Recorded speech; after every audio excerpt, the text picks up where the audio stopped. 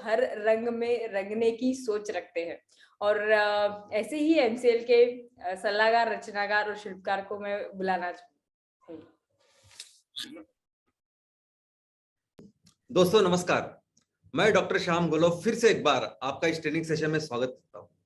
मैं आशा करता हूं कि आप सभी लोग स्वस्थ हैं और आप अपने साथ अपने परिवार का यानी घर का परिवार और एमसीएल परिवार दोनों का ख्याल रख रहे हैं। मैं ये भी उम्मीद करता हूं कि आप सभी लोग 1 घंटा बहुत अच्छी एक्सरसाइज कर रहे हो, अपने हार्ट अपने लंग को मजबूत कर रहे हो और अपनी इम्यूनिटी को बढ़ा रहे हो। तो चलिए शुरुआत करते हैं, लेकिन उसके पहले आप सभी को होली की बहुत बहुत शुभकामनाएं। दोस्तों 2 साल में पिछले कोविड में हमने देखा, कोरोना में हमने देखा कि ऑलमोस्ट दुनिया के सभी जो बिजनेस सेक्टर्स है वो सभी बुरी तरह से अफेक्ट हुए। उनका रेवेन्यू, उनका प्रॉफिट पूरी तरह से अफेक्ट होके निगेटिव यानी घाटे में चला गया। कितनी सारी बड़ी कंपनियां, उनका इस 2 साल में कोई बिजनेस नहीं हुआ। सिर्फ एक यानी मेडिकल हमने एक सेक्टर छोड़ा, तो कोई भी ऐसा सेक्टर इंटरनेशनली नेशनल नहीं है कि जो इससे बाहर था। कोरोना के वजह से सभी के बिजनेस पे बहुत ही भारी निगेटिव ऐसा प्रभाव हुआ। हमारे देश की अगर बात करें तो बड़ी बड़ी कंपनियां, उनको तो बहुत बड़ा झटका तो लगा ही, लेकिन सोचिए ये छोटे छोटे जो बिजनेसमैन थे, जो एंटरप्रेन्योर थे, जो उद्योजक थे, उनका सबसे बुरा हाल हुआ। हमारे यहाँ एक प्रथा है, हमारे यहाँ एक कल्चर है कि हम लोग कोई भी बिजनेस करते हैं ना, तो हम लोग बिजनेस करते हैं लोन के साथ। बस लोन लेते हैं और लोन के ईएमआई के बेसिस पे हम लोग अपने बिजनेस की शुरुआत करते हैं। लेकिन एक बार आपने किसी बैंक का लोन लिया, कर्जा लिया, तो उसका मीटर चालू होता है। बैंक का ईएमआई, वो मीटर, वो सिस्टम ये नहीं देखता कि आपका दुकान खुला है या बंद है, आप बीमार हो या तंदुरुस्त हो, आप बिजनेस कर रहे हो, आपका बिजनेस बंद है, ये कुछ नहीं होता। लेकिन वो जो मीटर है, वो जो ईएमआई है, वो चलता रहता है। कोई भी ऐसी बैंक नहीं है कि जिसने इस कोविड के पूरे पीरियड में अपनी ईएमआई माफ कर दी है। दोस्तों ये भी ऐसा ही हमारे यहाँ भारत में बहुत सारे उद्योजकों के साथ हुआ। हमारे यहाँ कोविड के बाद जब दुकानें खुली या जब बिजनेस चालू हुए, ऑलमोस्ट मिनिमम 30% होटल्स तो दोबारा खुले ही नहीं। कितने सारे ऐसे बिजनेसेस, जो बिजनेसेस ईएमआई के ऊपर या चल रहे थे, उन्होंने चालू किया था, वो बिजनेस पूरी तरह से बंद हो गए। और वो सभी उद्योजक, वो सभी एंटरप्रेन्योर जो बिजनेस चला रहे थे, वो या तो आज किसी के यहाँ नौकरी कर रहे हैं, नहीं तो नौकरी की तलाश में है। और फिर सभी लोग वही बोलते हैं कि यार नौकरी अच्छी है हमेशा। दोस्तों हमें एमसीएल में ये जो चीज है, ये जो प्रथा है, ये जो सोच है, इसको बदलना है। हम इस तरह बिजनेस का निर्माण करना चाहते हैं कि जिस बिजनेस में कोई भी लोन ही ना, कोई भी कर्जा ना हो, क्योंकि बहुत बड़े बड़े बहुत अच्छे अच्छे बिजनेसेस घाटे में या बिजनेस संकट में आते हैं इस लोन की वजह से, इस कर्जे की वजह से। तो हम लोग कोई भी कर्जा नहीं करना चाहते, कोई भी ऐसा बिजनेस नहीं करना चाहते जिसके ऊपर कर्जा हो, चाहे वो हमारा बायोफ्यूल स्टेट का या स्टार्टअप का बिजनेस हो, हमारा ग्राम पंचायत लेवल का एमवीपी हो, या इवन हमारा किसान के ऊपर भी कोई लोन, कोई कर्जा हम लोग रखना नहीं चाहते। और ऐसे ही बिजनेस का निर्माण हम लोग करने वाले हैं। तो चलिए फिर से आते हैं अपने इस टॉपिक के ऊपर कि इस सेक्टर में, हम इस पूरे 2 साल में जब पूरी तरह से निगेटिविटी थी, सब बिजनेसेस बहुत नीचे जा रहे थे, एक सेक्टर था जो सेक्टर हमारे भारत की इकोनॉमी को सपोर्ट कर रहा था। एक सेक्टर था जो भारत की जीडीपी को संभाल रहा था। वो एक सेक्टर है जिसने करोड़ों लोगों की जो रोजी रोटी है वो संभाल के रखी, लोगों को एम्प्लॉयमेंट दी, लोगों को खाना दिया। वो एक सेक्टर है जिसने भारत की इकोनॉमी को आगे बढ़ाया, और वो सेक्टर है एग्रीकल्चर। दोस्तों कोरोना के इस 2 साल में अगर कोई भी सेक्टर, अगर किसी ने पॉजिटिव ग्रोथ की होगी या किसी की उन्नति हुई होगी, तो एक ही है, वो है एग्रीकल्चर। दोस्तों इस एग्रीकल्चर में अगर डायरेक्टली पॉजिटिव ग्रोथ हम लोग करें तो 3.9% इतनी ग्रोथ थी पिछले साल। लेकिन जो हमारे देश की जीडीपी की ग्रोथ है 9.2%, वो पूरी यानी 100% एग्रीकल्चर की वजह से हुई, ऐसा कहा जाता है, ऐसे रिपोर्ट्स है। बिकॉज एग्रीकल्चर डायरेक्टली नहीं, इनडायरेक्टली भी कई सारे काम करती है। दोस्तों ये पहली बार ऐसे हुआ, बहुत साल के बाद कि जीडीपी में एग्रीकल्चर का कंट्रीब्यूशन ये 20% से ज्यादा बढ़ा। हम लोग कुछ साल से देख रहे हैं कि जीडीपी में एग्रीकल्चर का जो कंट्रीब्यूशन है वो 15, 16, 17% था, लेकिन वो 20% के आगे गया इस कोरोना में। लेकिन मुझे तो लगता है कोरोना ने हमें अपनी असली पहचान दिखाई। मुझे लगता है कि कोरोना ने हमें हमारी स्ट्रेंथ, हमारी ताकत क्या है उसका फिर से एक बार एहसास कराया, क्योंकि ये वही एग्रीकल्चर है ना, वही खेती है, खेती बाड़ी है कि जिसकी वजह से पूरे इतिहास में 90% ऑफ द टाइम हम दुनिया की महासत्ता थे, सबसे बड़ी अर्थव्यवस्था थे दुनिया की। अगर हम लोग दुनिया की 30% जीडीपी अगर हम लोग कंट्रोल कर रहे थे तो it was only because of agriculture. ये एग्रीकल्चर ही है कि जिसकी वजह से हम लोग इतना काम कर रहे थे, और यहां तक कि जब हमें आजादी मिली तब भी हमारे जीडीपी में इस एग्रीकल्चर का जो कंट्रीब्यूशन था वो 55% से ज्यादा था। तो कोरोना ने सिर्फ दिखा दिया कि यही वो एग्रीकल्चर है जो आपका मूलभूत आपकी ताकत है, और इसकी वजह से फिर ये इकोनॉमी, ये जीडीपी में उछाल आई। दोस्तों, रिपोर्ट में हमारा इकोनॉमिक सर्वे ऑफ इंडिया में भी आज भी कहा है कि आज भी 58% लोग डायरेक्टली उनके रोजी रोटी के लिए, उनके एम्प्लॉयमेंट के लिए इस एग्रीकल्चर के ऊपर डिपेंडेंट है। लेकिन मैं तो कहता हूं कि ये डायरेक्ट है, लेकिन डायरेक्ट इंडायरेक्ट अगर दोनों हम लोग पकड़े तो ऑलमोस्ट 65%, 70% लोग आज भी हमारे देश में एग्रीकल्चर, इस कृषि व्यवस्था के ऊपर डिपेंडेंट है। दोस्तों, इस एग्रीकल्चर की कई सारी शाखाएं, ये इतना इंपॉर्टेंट जो हमारा सेक्टर है, यानी इसमें हम लोग जो खेती करते हैं, धान की खेती वो है, पशुपालन है, मत्स्य पालन है, और कई तरह के पालन, कई तरह के ब्रांचेस है। लेकिन इसमें एक बहुत इंपॉर्टेंट, बहुत अहम ऐसा एक डिपार्टमेंट है या ब्रांच है जिसका नाम है हॉर्टिकल्चर। अभी हॉर्टिकल्चर इस पूरे एग्रीकल्चर का एक इंपॉर्टेंट हिस्सा है, लेकिन वो इन सभी चीजों में एक बहुत ही महत्वपूर्ण ऐसा हिस्सा है। अगर हम लोग प्योर इकोनॉमी की बात करें, प्योर बिजनेस की बात करें, तो सबसे ज्यादा पैसा कहां से आता है? तो देखिए दोस्तों, इस हॉर्टिकल्चर के अंदर पूरी जितनी भी खेती हमारी है, जितनी जमीन के ऊपर खेती होती है, उसका सिर्फ 8.5, 8.5% इतना ही जगह है कि जिसके ऊपर हम यह हॉर्टिकल्चर करते हैं। ओके, लेकिन इनकम कितना मिलता है इससे? तो 30%। तो पूरे एग्रीकल्चर से हमें जितना इनकम मिलता है, तो उसका 30% इनकम हमें इस हॉर्टिकल्चर की वजह से होता है। तो चलिए इस हॉर्टिकल्चर के बारे में जानते हैं। सबसे पहले मैं आपको बता दूं कि हॉर्टिकल्चर यानी क्या। अगर आप इसका शब्दशः अर्थ या आप डिक्शनरी मीनिंग या ऐसा कुछ मीनिंग लेंगे, तो उसका अर्थ यह है उद्यान विद्या, यानी उद्यान विद्या या जो बगीचे में करते हैं हम लोग खेती, वो। क्योंकि जिस वर्ड से इसकी शुरुआत हुई, हॉर्टस और कल्चर, तो हॉर्टस यानी गार्डन और कल्चर यानी कल्टीवेशन। तो बगीचे में जो आप खेती करते हैं उसको हॉर्टिकल्चर हम लोग कहेंगे। ऐसा इसका अर्थ, शाब्दिक अर्थ है। लेकिन दोस्तों, ऑफ कोर्स आज के तारीख में हॉर्टिकल्चर इस शब्द का जो मीनिंग है, जो अर्थ है, जो विस्तार है, वो बहुत बहुत बहुत बड़ा है। हॉर्टिकल्चर एक आर्ट है, हॉर्टिकल्चर एक साइंस है, हॉर्टिकल्चर एक बिजनेस सेक्टर है, एमबीए है।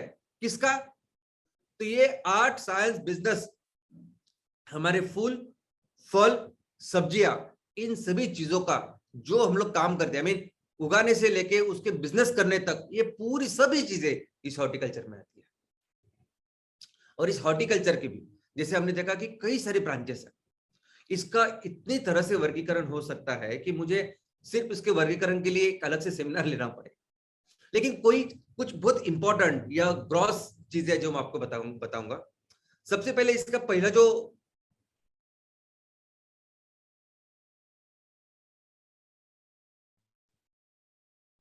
जो इसका प्रकार है या पहली जो इसकी शाखा है, उसे हम लोग कहते हैं ओलेरीकल्चर।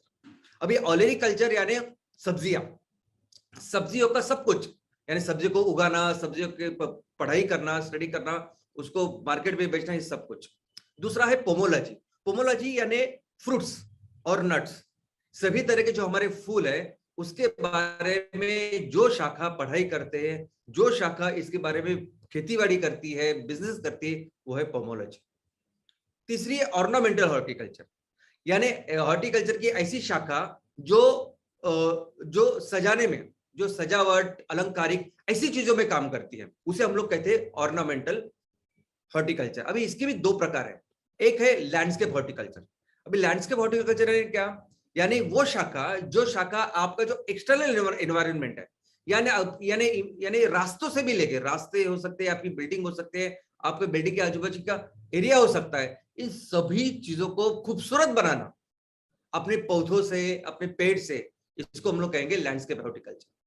और दूसरी इसकी शाखा है, वो है फ्लावर फार्मिंग, फ्लोरिकल्चर, यानी फूलों की खेती इसमें आती है।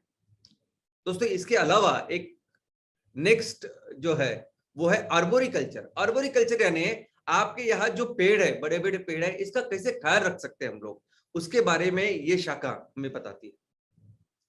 दोस्तों लेकिन इस हॉर्टिकल्चर का जितना भी इनकम है, ये पूरे एग्रीकल्चर में हमने देखा कि 30% से ज्यादा इनकम इस हॉर्टिकल्चर से आता है, लेकिन जितना भी इनकम हॉर्टिकल्चर से आता है वो 90% इनकम आता है सिर्फ दो चीजों से, वो है फल और सब्जियां।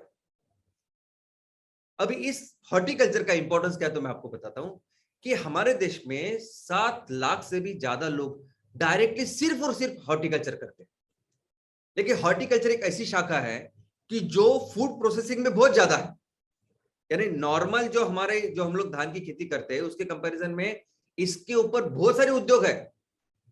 तो अगर इनडायरेक्टली हम लोग देखेंगे तो कई सारे लोग हैं जो इसमें इन्वॉल्व है। दूसरी, इसकी प्रोडक्टिविटी बहुत ज्यादा होती है, यानी पर हेक्टर, 1 हेक्टर में अगर आप धान की खेती करोगे तो 2.25-2.5 टन इतना आपको माल मिलेगा, माल तैयार करोगे। लेकिन 1 हेक्टर अगर आप हॉर्टिकल्चर करोगे तो 12.5 टन इतना माल तैयार होता है, जिसे हम लोग बेच पाते हैं। और एक क्लाइमेट रेजिस्टेंट, अभी हम लोग देखते हैं कि इस मौसम का बहुत कम ज्यादा होता है, बहुत ज्यादा मौसम में कितने सारे बदलाव अभी आ रहे हैं, और इस ग्लोबल वार्मिंग की वजह से तो ये बदलाव बहुत ही ज्यादा तेज हुए हैं, तीव्र हुए। तो दोस्तों ऐसे सब बदलाव में अगर कोई वनस्पति, अगर कोई पौधे, अगर कोई खेती डट के उसका मुकाबला करती वहां रहती है तो वो है हॉर्टिकल्चर।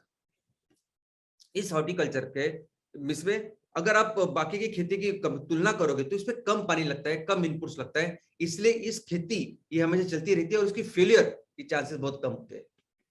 और एक ही जगह पे जो आपकी खेती है ना, उसमें आप कई अलग अलग चीजें कर सकते हो हॉर्टिकल्चर, यानी अलग अलग सब्जियां तैयार कर सकते हो, अलग फूल तैयार कर सकते हो, ये सब हॉर्टिकल्चर में हो सकता है, लेकिन वो मोनोकल्चर में नहीं होता।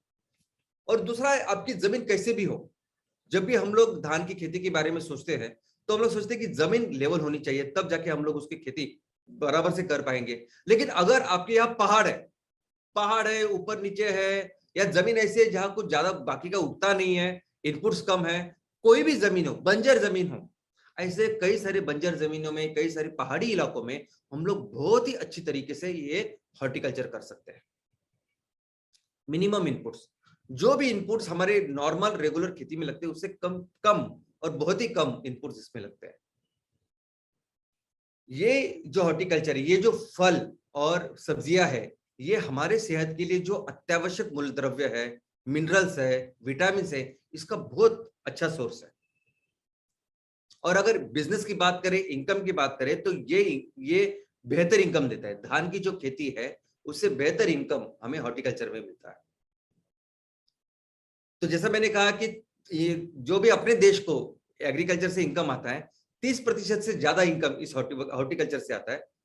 और जितना भी हम लोग एग्रीकल्चर का एक्सपोर्ट करते हैं बाहर, उस एग्रीकल्चर एक्सपोर्ट में 37%, नियरिंग ऑलमोस्ट कभी भी 40% इतना जो माल हम लोग बाहर बेचते हैं वो इस हॉर्टिकल्चर का है। फूड प्रोसेसिंग इंडस्ट्री, दोस्तों भारत एक बहुत बड़ी मार्केट है। मैं हमेशा बोलता हूं कि बहुत सारी कंपनियां, अगर मार्केट की बात करें तो दुनिया में भारत का 3रा नंबर परचेसिंग पावर पैरिटी में। तो इतनी बड़ी इकोनॉमी में जो प्रोडक्ट्स है, उस प्रोडक्ट पे अगर फूड प्रोडक्ट्स आप देखोगे तो उसके लिए फूड प्रोसेसिंग इंडस्ट्री ये एक बहुत बड़ा सेक्टर हमारे देश में है। लगभग जितना भी इंडस्ट्रियल आउटपुट है उसमें से 14% जो आउटपुट है वो इस फूड प्रोसेसिंग की वजह से आता है, और पूरे नेशनल जीडीपी है उसको 6.3% ये देता है, और ये भी मैक्सिमम आता है हॉर्टिकल्चर से। तो दोस्तों, अगर इस हॉर्टिकल्चर की मैं आपको एक स्टैटिस्टिक्स बताऊं कि दुनिया में हमारा रैंक क्या है, तो दुनिया में दूसरे स्थान पे हम लोग, सबसे ज्यादा सब्जियां और सबसे ज्यादा फल तैयार करने में। और यहां भी इसी भी सेक्टर में नंबर 1 पे कौन है, तो चाइना है। लेकिन कई सारे ऐसे फल है जो भारत के अलावा कहीं ज्यादा मिलते भी नहीं, और कई सारे फलों में भारत दुनिया में, विश्व में नंबर 1 है। जैसे हमारे आम है, पपाया है, काजू है, केला है या आलू है, और कई सारी चीजें कि जिसपे भारत नंबर 1 है। जो एरिया है भारत का हॉर्टिकल्चर के अंदर, वो लगभग 27.5 मिलियन हेक्टर, यानी 2,75,00,000 हेक्टर इतना एरिया हमारे हॉर्टिकल्चर में भारत में है। लेकिन चाइना में यही बात करेंगे तो चाइना में सिर्फ ऑलमोस्ट 13 मिलियन हेक्टर, यानी यहां भी अगर आप देखोगे तो चाइना के मुकाबले डबल एरिया भारत का है। डबल एरिया भारत का है, लेकिन उत्पादकता उससे कम है। तो जैसे भी हर सेक्टर में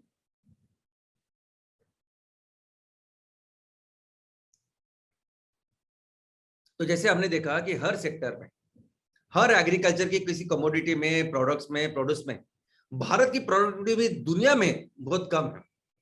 तो यहां भी वो हाल है। लेकिन इस फल का और इस सब्जियों का हमारी सेहत के लिए बहुत बहुत बहुत ज्यादा महत्व है। यानी ये सभी जो फल है ना, ये हमारे जो अत्यावश्यक ऐसे मूलद्रव्य होते हैं, न्यूट्रिएंट्स होते हैं, इसके लिए बहुत जरूरी है। विटामिन होते हैं, फाइबर्स होते हैं, इसके लिए जरूरी है। सब्जियां जो हमारी है वो पूरी तरह से बैलेंस्ड हेल्थ के लिए जरूरी है, माइक्रोन्यूट्रिएंट्स के लिए जरूरी है। आजकल क्या फैड है मैं आपको बोलता हूँ।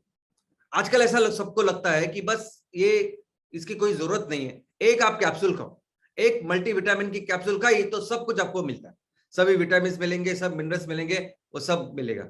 दोस्तों बिल्कुल ऐसा नहीं। वो जो केमिकल्स आप खाते हो, जिसका ये सब कहते हैं कि इतना सब कुछ है, उसके बजाय अगर आप बैलेंस डाइट करोगे, अगर आपके आहार में आपके सब्जियां ठीक होगी, अच्छी होगी, फ्रूट्स अच्छे होंगे, तो आपको इतना नेचुरली सब कुछ मिलेगा, आपको किसी भी केमिकल्स को छूने की भी जरूरत नहीं। और इसमें बहुत ज्यादा डिफरेंस है। आज लोग जो केमिकल के ऊपर काम कर रहे हैं, दवाई के ऊपर काम कर रहे हैं, वो सब छोड़िए आप। ये इस अच्छे आहार, अच्छे डाइट के ऊपर अगर हम लोग काम करें तो ये सभी चीजें हमें वैसे मिलेगी। और सिर्फ ऐसा नहीं काम करेगी, लेकिन हमें अपनी पूरी जो इम्यूनिटी हमें अंदर से बढ़ाएगी। देखो आज के तारीख में जिस तरह से ये बीमारियां आ रही, ये कोरोना, कितने सारे वायरल बीमारियां, हर रोज नए वायरल बीमारियां आ रही, और इसके लिए निपटने के लिए जो पर्याप्त शक्ति चाहिए वो हमारे बदन में है, वो इम्यूनिटी हमारे अंदर है, कुदरत ने तैयार की है। लेकिन उसको, वो इम्यूनिटी को जगाने के लिए जो प्रॉपर न्यूट्रिएंट चाहिए वो आपको केमिकल से नहीं मिलेंगे। उसके लिए ये फल और सब्जियां ही खानी पड़ेगी। दोस्तों कई सारी ऐसी बीमारियां हैं जो हम लोग इस अच्छे फल और इस सब्जी के साथ हम लोग उसको प्रिवेंट कर सकते हैं। अभी हार्ट के लिए कितना एंटीऑक्सीडेंट आप कहते हैं, लेकिन सादा सिंपल अपना प्याज और हरी मिर्च, इसमें इतना एंटीऑक्सीडेंट होता है कि जो हार्ट को अपने बीमारी से दूर करता है। और कई सारी चीजें, यानी हमारे यहाँ अगर आप देखोगे तो बचपन से अगर आपको कुछ खांसी हो रही है तो आपको दूध में हल्दी मिला के देते हैं। कई जगह हम लोग तुलसी का उपयोग करते हैं। कई सारी ऐसी चीज है, और इसमें बहुत सारी मेडिसिनल प्रॉपर्टीज है। सिर्फ हम लोगों ने क्या किया है, लिख के नहीं रखा, उसके ऊपर संशोधन नहीं किया, या किसी ने किया होगा तो ये ब्रिटिश लोगों ने या बाकी जो कुछ, वो पूरा जला के खाक कर दिया है। दोस्तों ऐसा कहता है कि हमारा जो पर कैपिटा कंजम्पशन है, यानी हम लोग प्रति व्यक्ति जितने हम लोगों ने फल खाने चाहिए और जितनी सब्जी खानी चाहिए, वो दोनों मिला के वो 400 ग्राम होनी चाहिए। यानी प्रति व्यक्ति 400 ग्राम फल और सब्जियां हर एक व्यक्ति को मिलनी चाहिए। लेकिन हमारे देश में ये जो अवेलेबिलिटी है, ये जो उपलब्धता है, वो सिर्फ 300 ग्राम है। लेकिन दोस्तों अभी ये जो रिकमेंडेशन है 400 ग्राम का, 400 ग्राम होनी चाहिए, लेकिन है 300 ग्राम। लेकिन ये जो रिकमेंडेशन है ये WHO का भी है, हमारे ICMR यानी Indian council of medical research उनका भी है। लेकिन ये कैसे है, ये 300 ग्राम भी जो हम लोग बोलते हैं ना कि अवेलेबल है, वो भी अनइवन है, एवरेज है, एवरेज। सच्चाई में आपको बोलता हूं कि सच्चाई ये है कि 35 करोड़ लोग हमारे देश में ये जो माल न्यूट्रिशन है, इस माल न्यूट्रिशन की वजह से और कई सारे माल न्यूट्रिशन की कई सारी ऐसी बीमारियां चालू होती है और इससे अफेक्टेड है। इनको ये जो 300 ग्राम भी नहीं मिलता, बहुत मिलता ही नहीं, ऐसी परिस्थिति है। तो हमें क्या करना चाहिए? जैसे ग्रामीण इलाकों में ये कम है, शहरी भागों में शायद मिल सकता है, लेकिन ग्रामीण में नहीं, उल्टा होना चाहिए, लेकिन वैसा नहीं है। तो फिर हमें ये सप्लाई साइड जो है, तो हमें सप्लाई साइड में आज की तारीख में सबसे बड़ा प्रॉब्लम हमारा यह है, हमारा नुकसान।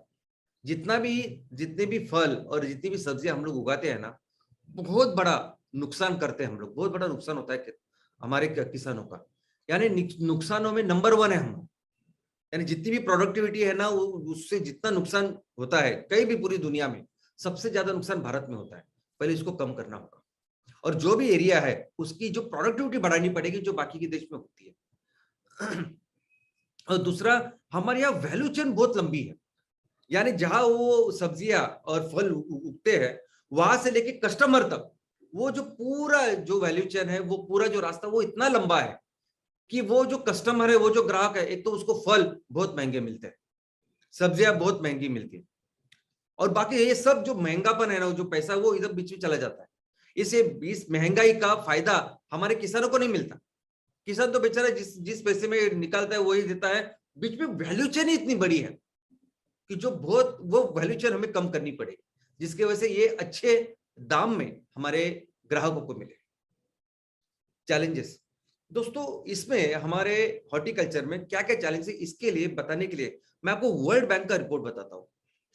वर्ल्ड बैंक कहती है, अभी वर्ल्ड बैंक दुनिया की यानी विश्व बैंक है, दुनिया को किसी भी देश में अगर जैसे हमारे RBI को लेके कोई वहां की गवर्नमेंट है, सरकार है, सबसे बड़ी बैंक है, उनको पैसा देती है वर्ल्ड बैंक।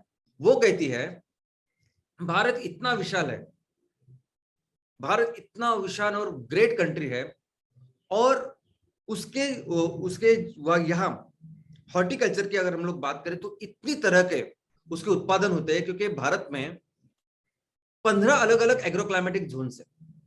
दोस्तों, पूरे विश्व में जो भी फल होते हैं, जो भी सब्जियां होती है, और वहां का जैसे हवामान तापमान रहता होगा ना, वैसे हर तरह का तापमान हवामान हमारे यहाँ है।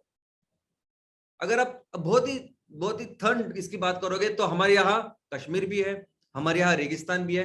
तो अब जो बोलेगे वो फ्रूट्स, वो सब्जियां हमारे यहाँ तैयार होती है, और इसी का कारण है कि इसी का परिणाम है कि हमारे यहाँ बहुत तरह के फल तैयार होते हैं, बहुत तरीके से सब्जियां तैयार होती है, और हमारा फिर पोटेंशियल पूरी दुनिया को ये सब्जियां और पूरी दुनिया को ये फल देने का बहुत ज्यादा है।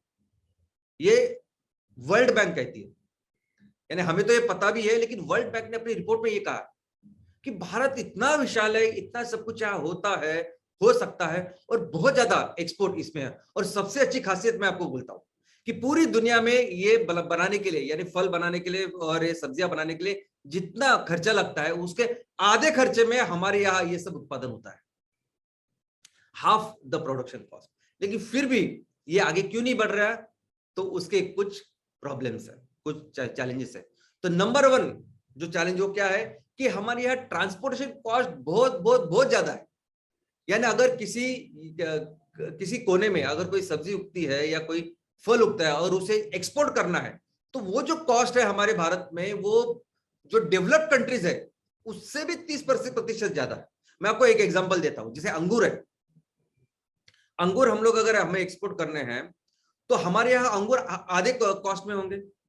वहां चिली नाम का एक देश है, चिली भी बोलते हैं उसे।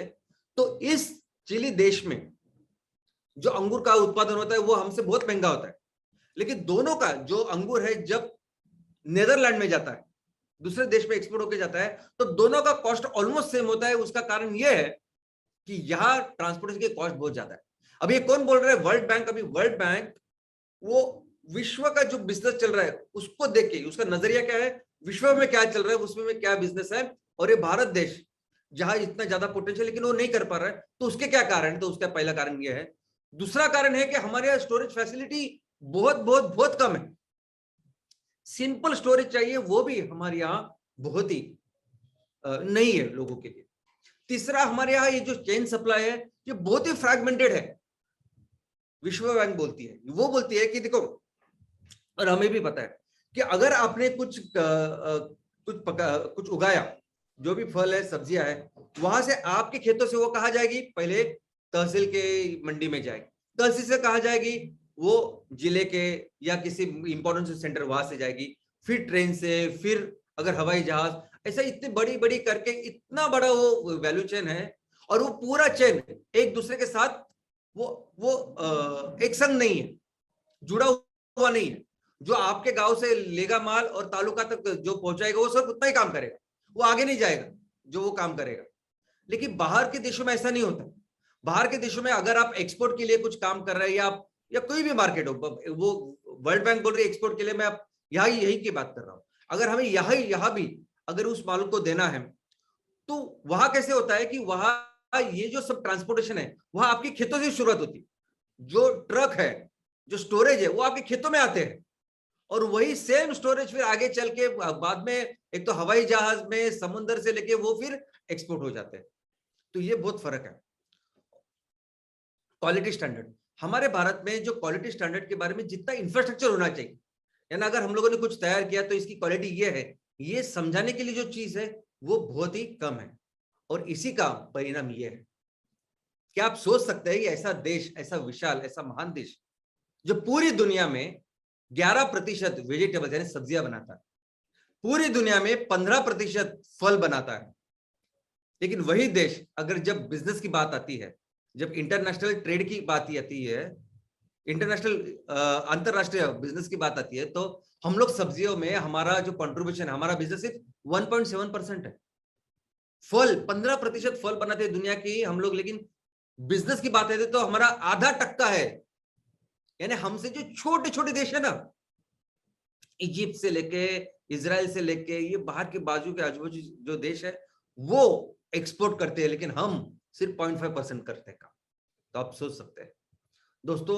और एक सबसे अहम, सबसे बड़ा चैलेंज, यानी वो एक ऐसी चीज है जो पूरी अर्थव्यवस्था को बदल के रख सकता है, वो जो प्रॉब्लम है, वो जो एरिया है जहां हमें देखना चाहिए, वो है पोस्ट हार्वेस्ट मैनेजमेंट। यार एक बार आपके फल तैयार हो गए, एक बार आपकी सब्जी तैयार हो गई, तो उसके बाद में का उसका जो मैनेजमेंट है, यहाँ हमारे देश में उसकी बहुत बहुत ज्यादा जरूरत है, जो नहीं हो रहा है बराबर से। एक तो ये फल और सब्जी ऐसी चीज है, इसको कोई भी सपोर्ट प्राइस नहीं है गवर्नमेंट की, मिनिमम सपोर्ट प्राइस नहीं है, एमएसपी नहीं है, जैसे वो धान को होती है। दूसरा, पेरिशेबल है, यानी फल अगर आप उसको बराबर स्टोर नहीं करेंगे तो खराब होने वाले हैं।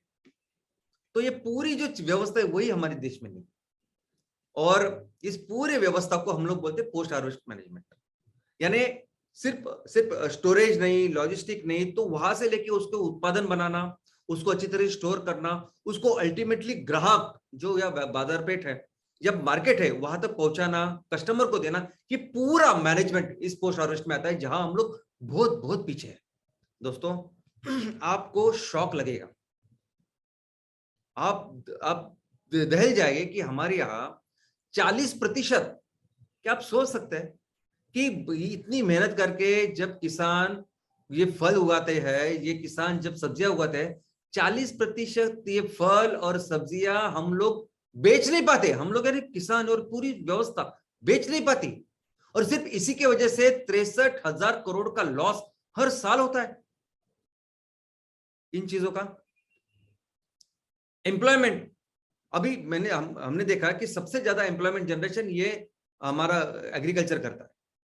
लेकिन ये भी अगर फल की और सब्जियों की बात करें, तो ये जो लोग, ये जो एम्प्लॉयमेंट आती है, ये कब आती है?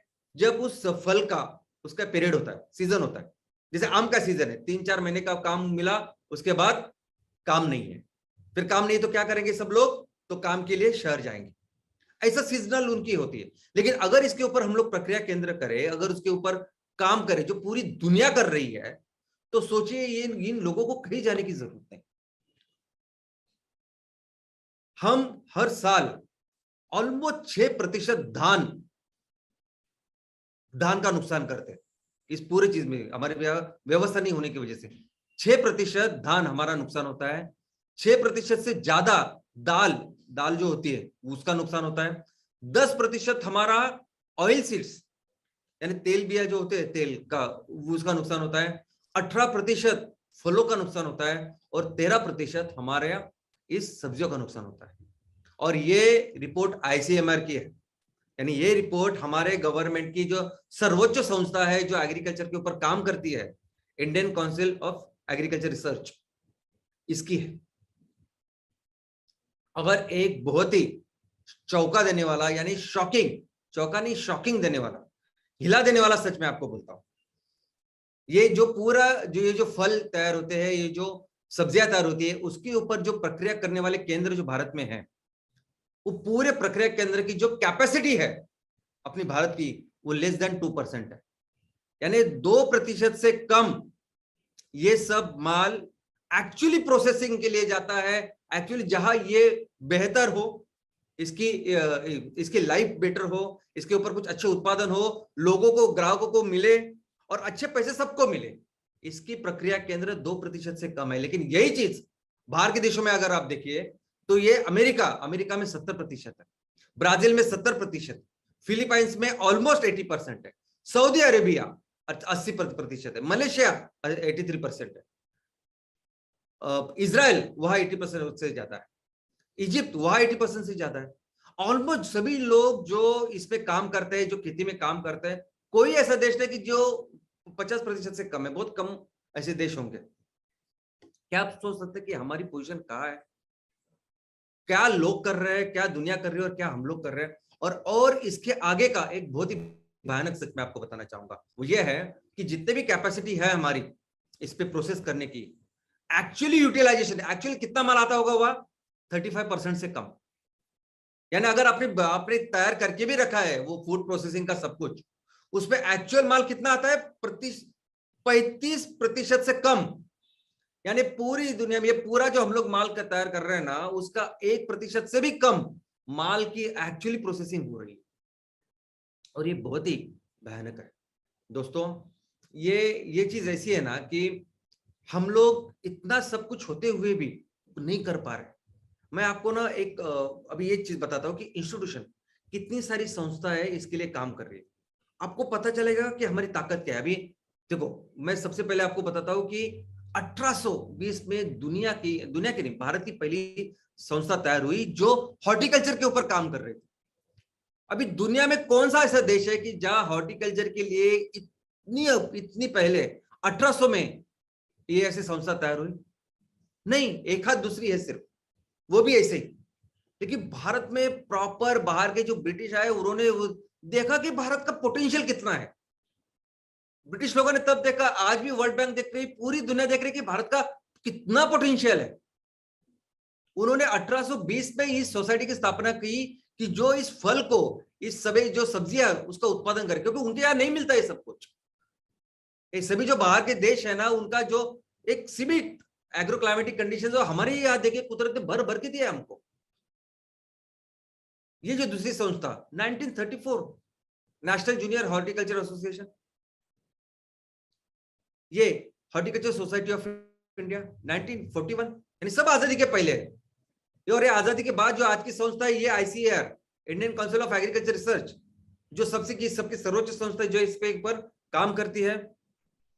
नेशनल हॉर्टिकल्चर बोर्ड है स्पेशल, राष्ट्रीय बागवानी बोर्ड, जो सिर्फ इसके ऊपर काम करता है। और हर स्टेट की, हर राज्य का अपना जो डिपार्टमेंट है एग्रीकल्चर। अभी एग्रीकल्चर ये स्टेट का सब्जेक्ट है, राज्य देखती है इसे, और हर राज्य का जो एग्रीकल्चर डिपार्टमेंट है उसके ऊपर काम करता है। तो सभी लोग काम कर रहे हैं लेकिन हो नहीं रहा। दोस्तों देखो, मैं आपको बोलता हूं कि हॉर्टिकल्चर इतना बड़ा सब्जेक्ट है, इतना बड़ा विषय है कि मैं तो, ये तो नामुमकिन है कि उसके बारे में मैं कुछ भी जानकारी दूं अच्छी एक प्रेजेंटेशन। सवाल ही नहीं, मुझे 6 महीने लगेंगे अगर मुझे आपको हॉर्टिकल्चर के बारे में अच्छी तरह से बताना है। ये वर्गीकरण जो मैं बोलता हूं ना, वर्गीकरण, यानी वर्गीकरण जो मैंने बताया वो वर्गीकरण है ही नहीं, समझिए ऐसा। क्योंकि हर फल, हर सब्जी अपने आप में एक विषय है। अगर आप अंगूर की बात करोगे तो अंगूर की अपनी खुद की एक शाखा है जिसका नाम है विटिकल्चर।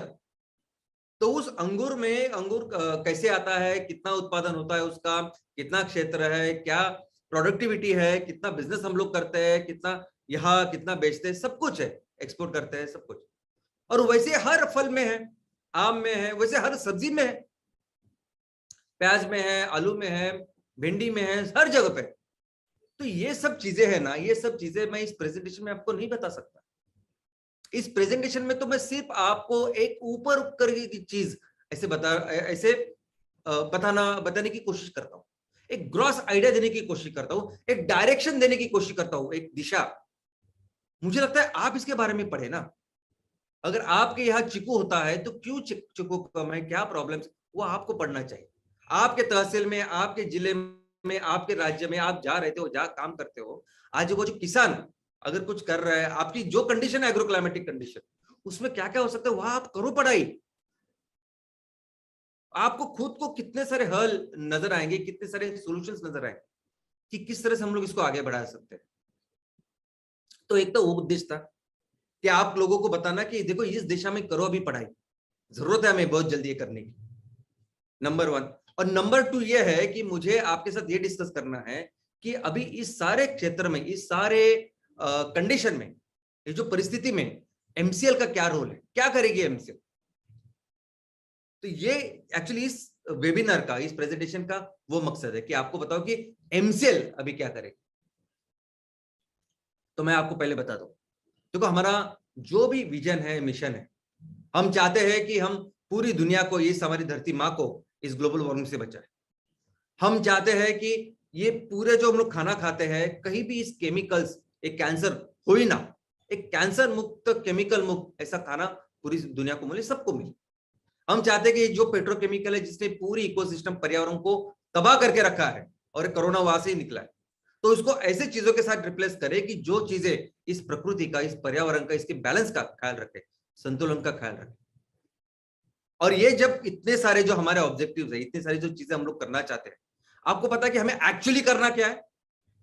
ये रही हमारे मिशन, ये हमारा रहा विजन।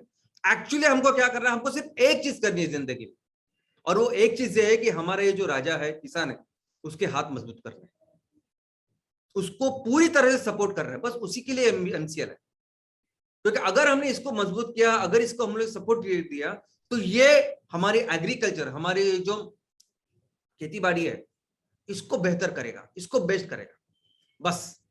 और वही सबका सोल्यूशन है। तो हमारा एक मकसद है, एक चीज जो हमें करनी है पूरी जिंदगी भर, वो हमारे इस राजा को बेहतर बनाना, इसको एम्पावर करना, इसको आगे बढ़ाना, इसको सशक्त करना और एग्रीकल्चर को बेहतर करना। दोस्तों, कोई भी नया काम, कोई भी आपने सुना नहीं, कभी हुआ नहीं, ऐसा काम एमसीएल नहीं करेगी, नहीं कभी करना चाहती। एमसीएल बेसिकली वो सब काम करेगी जो आपको शायद पता है, लोग दुनिया में कहीं तो हो रहा है, लेकिन हम सब मिलके एक ऐसे प्लेटफॉर्म का निर्माण कर रहे हैं जिस प्लेटफॉर्म के ऊपर ये सभी लोग, हम सभी लोग इकट्ठा आए और पूरा फोकस करें हमारी खेती के ऊपर, पूरा फोकस करें हमारे एग्रीकल्चर के ऊपर। अगर हम लोग जिस गांव में काम कर रहे हैं ना, तो हमारे गांव में किस तरह से ये एग्रीकल्चर मैक्सिमम बिजनेस कर सकती है, मैक्सिमम धंधा कर सकती है, जिसकी वजह से पैसे सबको मिलेंगे, हमारे किसान को मिलेंगे। बस यही फोकस करना है। हम मिलके इस एग्रीकल्चर के ऊपर अगर फोकस करें, बस वही काम करना है, तो आप निश्चिंत रहिए, हम फिर से हमारे देश को दुनिया की सबसे बड़ी अर्थव्यवस्था बनाएंगे।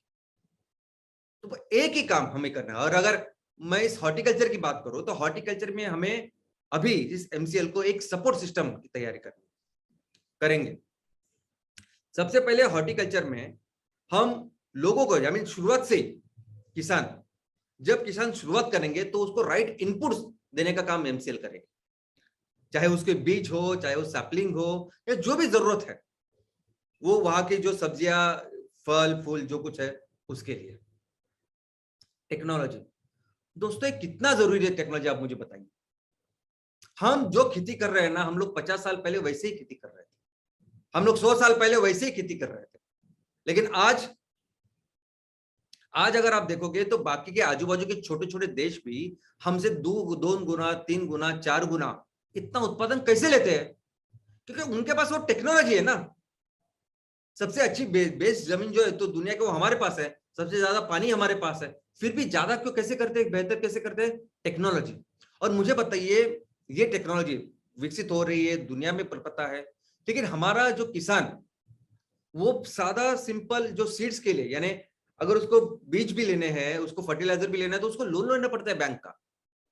तो बैंक का लोन लेके अगर वो बीज ले रहा है तो किस तरह वो टेक्नोलॉजी में जाएगा, किस तरह से वो टेक्नोलॉजी और सब लेगा? एमसीएल, एमसीएल करा के देखिए। एमसीएल यही तो काम करने वाली है। हर ग्राम पंचायत में, हर तहसील में हम इस टेक्नोलॉजी हमारे किसानों को लेते हैं, विदाउट कॉस्ट, नो लोन। ये इक्विपमेंट, मशीनरी, इतनी इतनी बड़ी बड़ी मशीनरी आज दिखती है हमें। आप यूट्यूब पे जाइए, आप देखिए क्या क्या मिलता है, लेकिन हमारे यहाँ नहीं। क्योंकि कौन, आई मीन, ये कैसे परवड़ेगा हमें? कैसे हमें हम इसको अफोर्ड कर पाएंगे? कैसे हमारे जो किसान हैं, उनके पास छोटी छोटी खेती होती है, वो कैसे कर पाएंगे? कैसे इसे इन्वेस्ट करेंगे? हाँ, अगर आपके पास 500 एकड़ है, 1000 एकड़ है, तो शायद आप कर सकते हैं, लेकिन कितने लाखों करोड़ों जो हमारे किसान है, उनके पास बहुत छोटी छोटी जमीन है।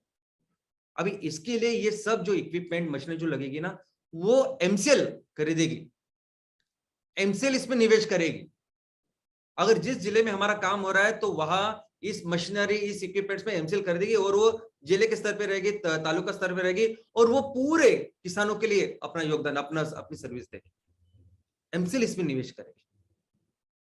आईटी, सॉफ्टवेयर, अभी इस एग्रीकल्चर में इतना बड़ा सॉफ्टवेयर का काम हो रहा है, योगदान हो रहा है, हमें पता ही नहीं यहाँ भारत में। मैं आपको बोलता हूँ कि देखो, एक जमाना था कि अगर पैसे निकालने होते थे तो हम बैंक के यहाँ जाते थे, बैंक में फिर हमारा वो सब स्लिप वगैरह भर के हम लोग लाइन में खड़े होते थे, तब हमको पैसे मिलते थे। और कब मिलते थे? जब बैंक का टाइम हो, बैंक का जब दिन है वो। बाद में एटीएम निकला, कभी भी जा सकते हैं और हम लोग पैसे लेके आ सकते हैं। अभी तो ऐसा हुआ कि 1 सेकंड में पैसा निकालो, कभी भी किसी को भी आप ट्रांसफर कर सकते हैं 1 सेकंड में, ऑनलाइन।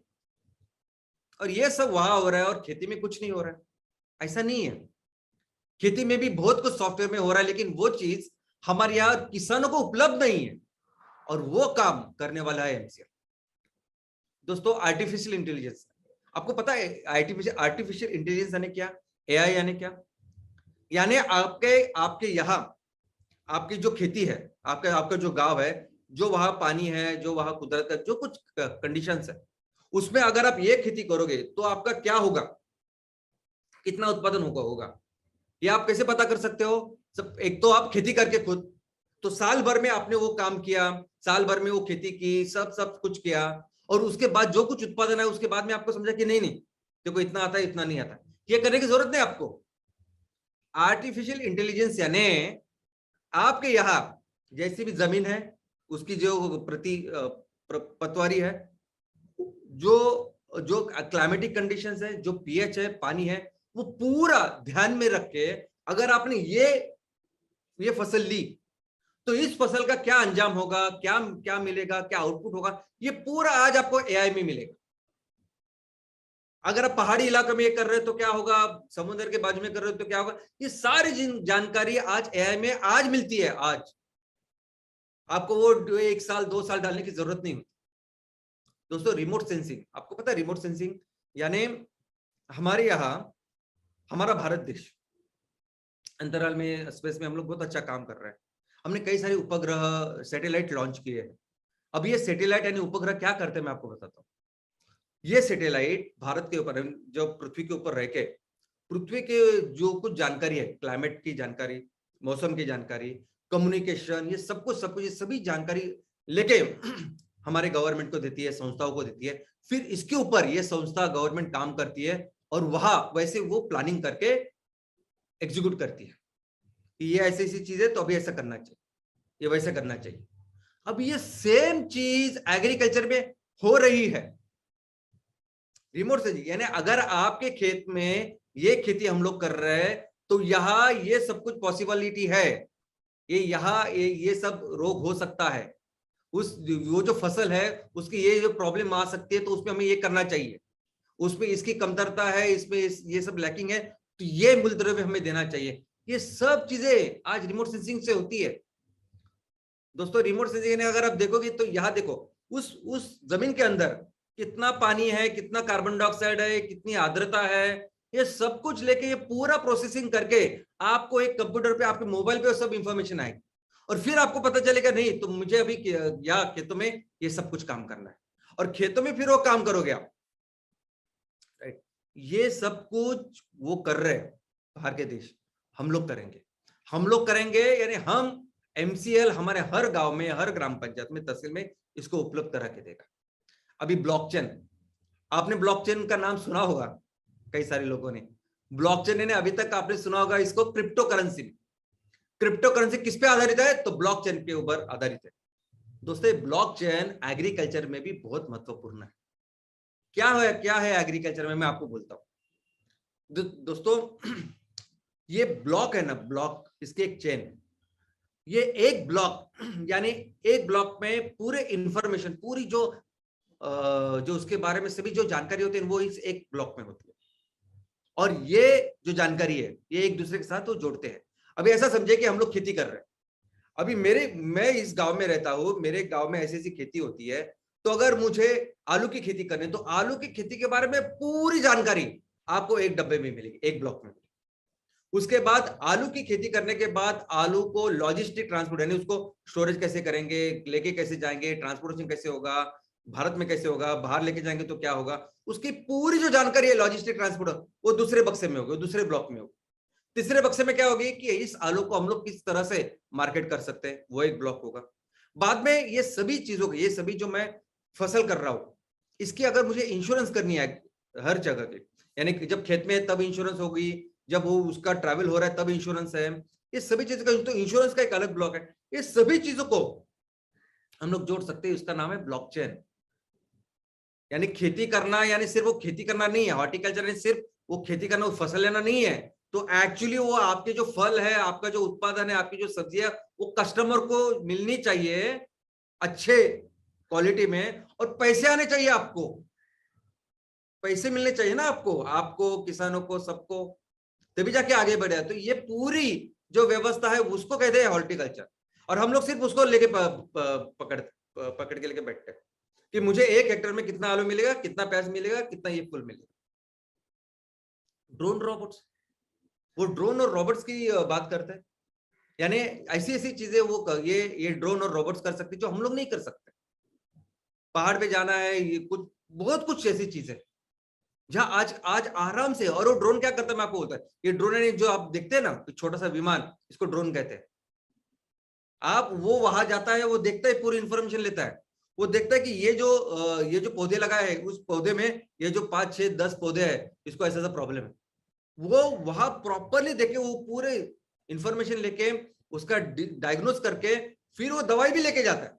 ये सब काम नॉर्मली हम लोग नहीं कर सकते, वो करता है, इसीलिए उनकी उत्पादकता जाता है ना। एमसीएल में हमें यही तो काम करना है। ये सभी चीजें जो आज किसान नहीं खरीद सकता, नहीं अफोर्ड कर सकता, नहीं कर रहा है, और जिसकी वजह से हमारी उत्पादकता 20% है, उनसे 30% है, उसको आगे बढ़ाने का काम एमसीएल करेगी। एमसीएल सभी चीजों में इन्वेस्ट करेगी। जीआईएस टेक्नोलॉजी, दोस्तों जीआईएस टेक्नोलॉजी यानी जियोग्राफिकल इंफॉर्मेशन सिस्टम, यानी आप कहाँ हो, पृथ्वी के कौन से जगह पे हो, वो बताती है जीआईएस। ये है ना हमारा गूगल मैप, वो है जीआईएस। अगर आप व्हाट्सएप पे अपना लोकेशन बताते हो तो वो है जीआईएस।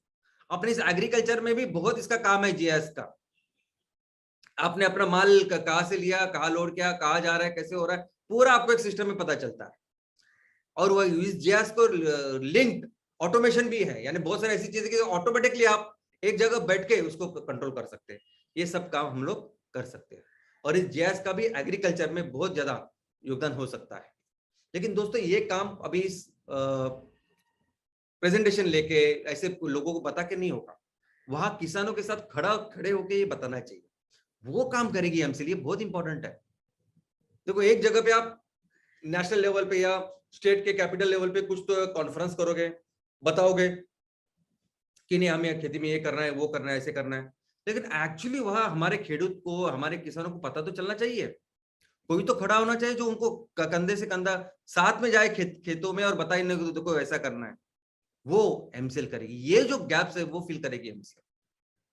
और सबसे इंपॉर्टेंट बात, सबसे महत्वपूर्ण चीज अगर एमसीएल करने वाली है तो वो है ये प्रोसेसिंग यूनिट्स, प्रोसेसिंग पार्क्स।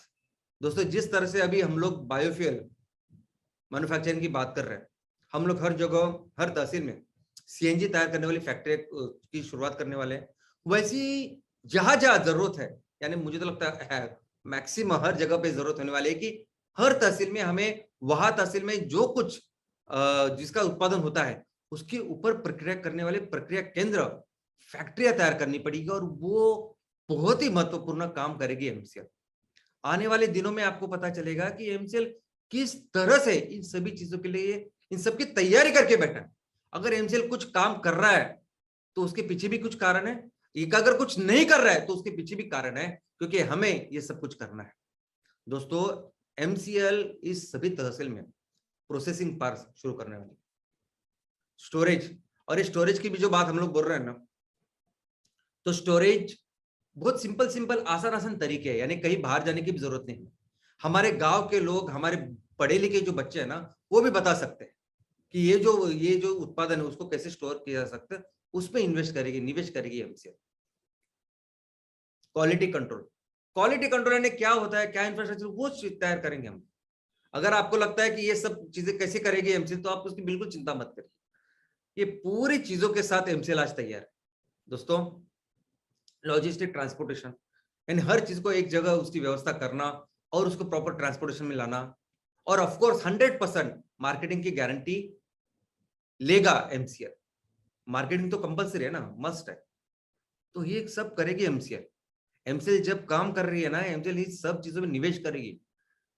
आप एमसीएल ऐसे ही कुछ दिखाने के लिए हम लोग नहीं कर रहे, हम लोग बहुत भगवान की कृपा से बहुत इंपॉर्टेंट पूरे रिसोर्सेस लेके आज तैयार है, और वो करेंगे हम। पूरे मार्केटिंग तक पूरा जिम्मा उठाएंगे हम, लेकिन मार्केटिंग हम लोग वैसे नहीं करेंगे जैसे हम लोग आज तक देखते आ रहे हैं। हम मार्केटिंग वैसे करेंगे जहां विश्वास हो। हाँ, अगर एमसीएल दे रहे हैं ना तो इसमें केमिकल्स नहीं, हाँ एमसीएल दे रहे हैं तो क्वालिटी की चिंता नहीं, ऐसा विश्वास आना चाहिए। वो ब्रांडिंग तैयार करेंगे हम लोग। नहीं देंगे ना, अगर अगर वो अच्छा नहीं है, क्वालिटी का नहीं, तो नहीं भेजेंगे हम। लेकिन जो भी अगर हम लोग एक्सपोर्ट करेंगे, जो भी हमने मॉल में रखेंगे या ग्राहकों को उनके घर में जाके देंगे, तो वो हमेशा अच्छा ही होगा, वो काम करेगी एमसीएल। और इतना ही नहीं, अब देखो एमसीएल का सबसे बड़ा काम तो मुझे लगता है यही है। हमारे पास बहुत ऐसा कुछ अन्वेषण नहीं है कि बहुत हमारे पास ही उसके आईपी राइट्स है, हमारे पास ही उसके सिर्फ क्या बोलते खोज हमने की है, ऐसा कुछ नहीं है। बहुत अच्छे अच्छे लोग हमारे गांव में हैं। सभी लोगों को इकट्ठा लाना, एक प्लेटफॉर्म पे लाना और इसके बहुत सारे सोल्यूशन निकलना, ये काम करेगी एमसीएल। और दोस्तों वैल्यू एडेड प्रोडक्ट्स, यानी आज जिस भाव में हम लोग अपनी सब्जी बेच रहे हैं, फल बेच रहे हैं, उससे अगर हम लोग कुछ प्रोडक्ट्स बनाए और उसको बेचे, तो बहुत अच्छा मुनाफा, बहुत अच्छा पैसा पूरे सिस्टम को, पूरे हमारे किसानों को, आपको सभी को मिल सकता है। और वही करेगी एमसीएल। एमसीएल इस तरह से अपना ब्रांड बनाएगी कि 100% ऑर्गेनिक, केमिकल फ्री फूड, ऐसे हम लोग चीज करेंगे और उसको बेचेंगे।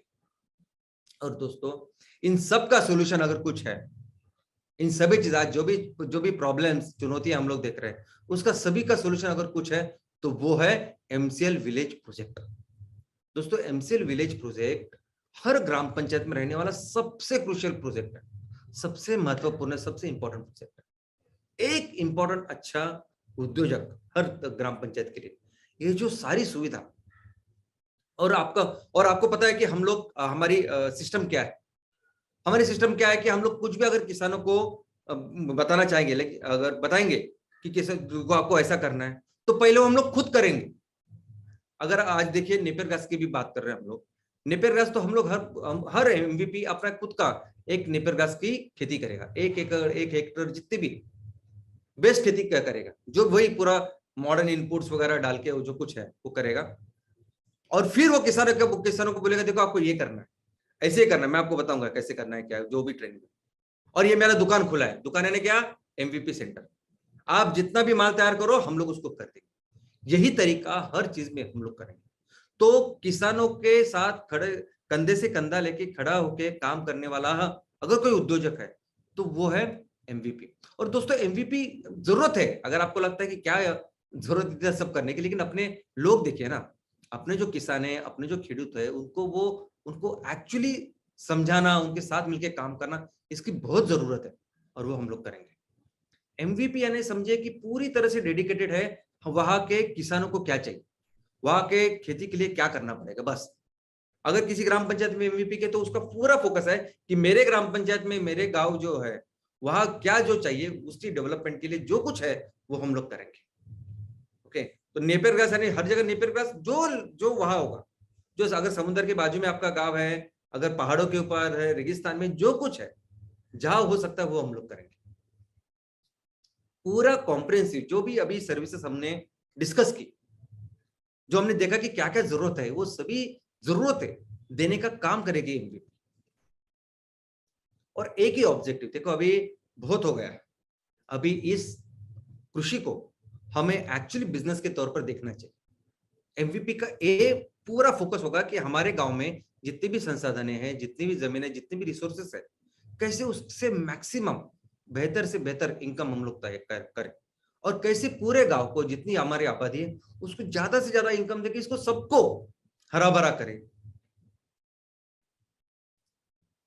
और सबसे इंपॉर्टेंट बात कि हमारे जो भी प्रोसेसिंग यूनिट, देखो अभी हमने बाम्बू की भी बात की, हम लोगों ने बाकी की चीजें भी समझा, अभी हर की एक उसकी प्रक्रिया के अंदर मैन्युफैक्चरिंग आने वाला है, हम करने वाले हैं। कौन करेगा ये मैन्युफैक्चरिंग?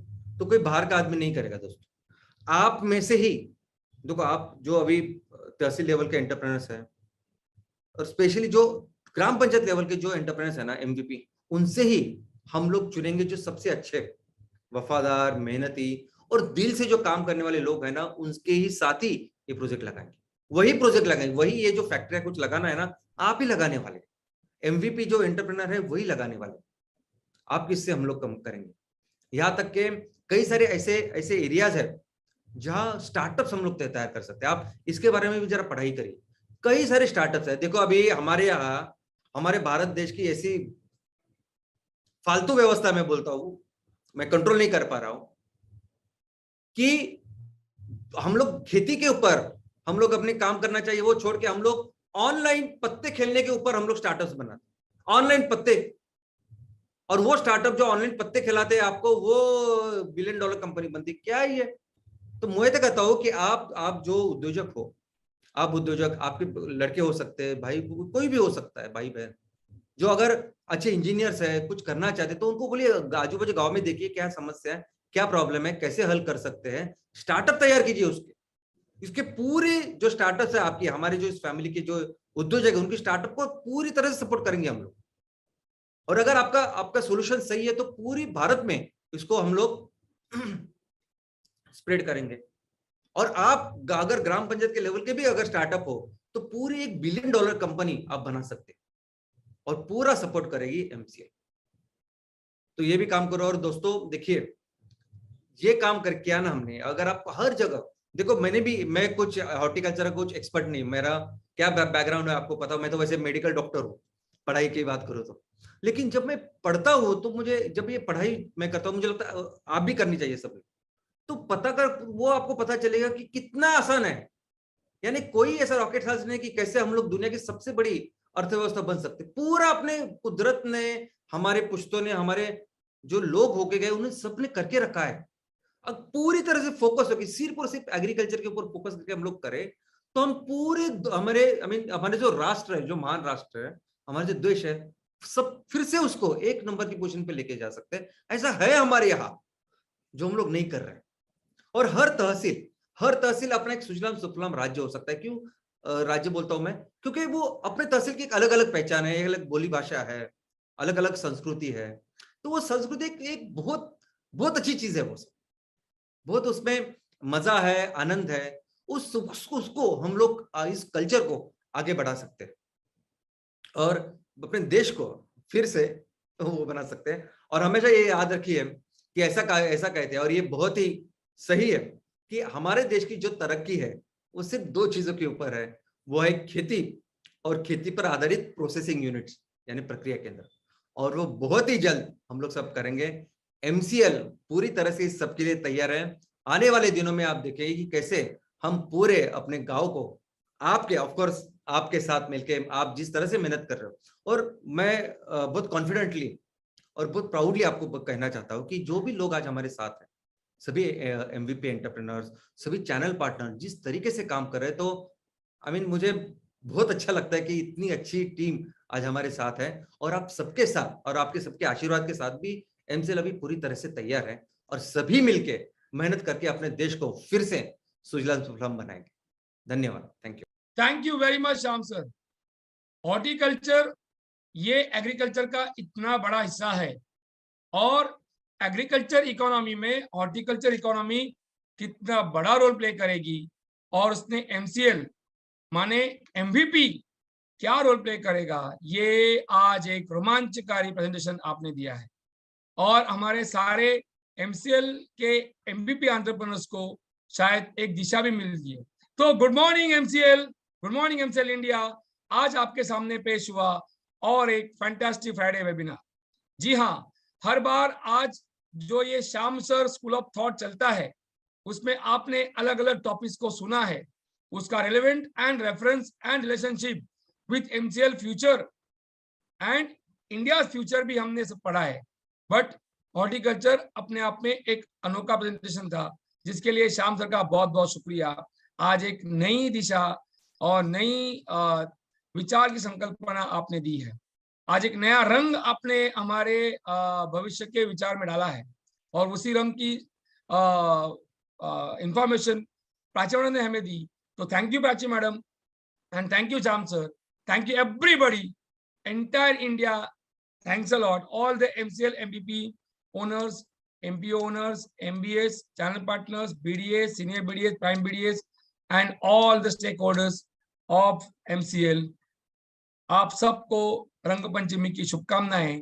आपके सबके रंग में, आपके सबके जीवन में ये सारे रंग आए, यही शुभकामना के साथ मैं और एक बात दोहराऊंगा कि आप सबको इस देश की मिट्टी का वास्ता है, और एमसीएल ही सुजलाम सुफलाम भारत का रास्ता है। जय हिंद, जय MCL. Thank you very much doctor लवेश sir, and thank you very much Prachi madam, जिन्होंने आज हमें ये बताया है कि यस, मौसम बदलने वाला है और आने वाला मौसम जो है वो प्रोजेक्ट एग्जीक्यूशन का है।